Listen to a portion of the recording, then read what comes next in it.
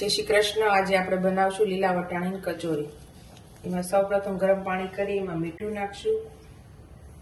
મીઠું નાખીને વટાણા આપણે બાફી લેશું। સૌપ્રથમ પાણી મૂકશું, એમાં થોડુંક મીઠું નાખશું અને આપણે મેંદાના લોટની નથી કરવાની, સોજી વાપરવાની છે। આ સોજી નાખશું।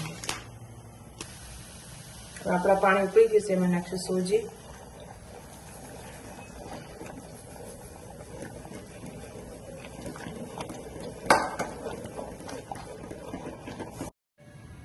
આપણા વટાણા બફાઈ ગયા છે, એનો મસાલો કરી લઈશું।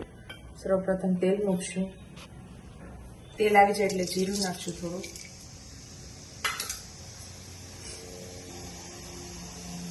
મરચાં નાખી,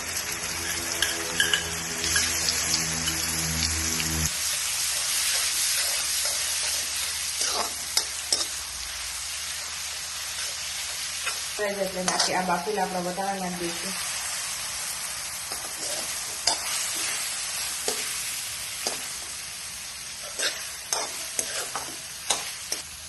એમાં નાખશું ખાંડ, મીઠું,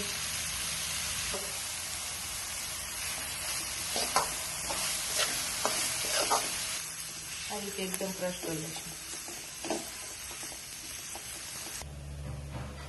એકદમ સરસ ક્રશ થઈ જાય એટલે નાખશું કોથમરી। આપણે જે સોજી કરી હતી એમાં થોડુંક તેલ નાખીને એકદમ આપણે મસળી લઈશું। હાથ વડે ઠંડી થાય પછી આ મસાલો બનાવી થઈને આવી ગોળ કરી દેવાની અને આપણે જે સોજી કરી હતી એકદમ આવી રીતે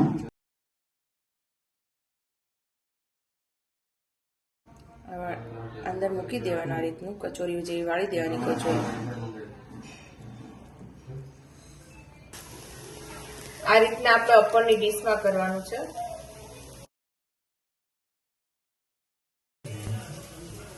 આપણી તૈયાર છે લીલા વટાણા અને સોજીની કચોરી।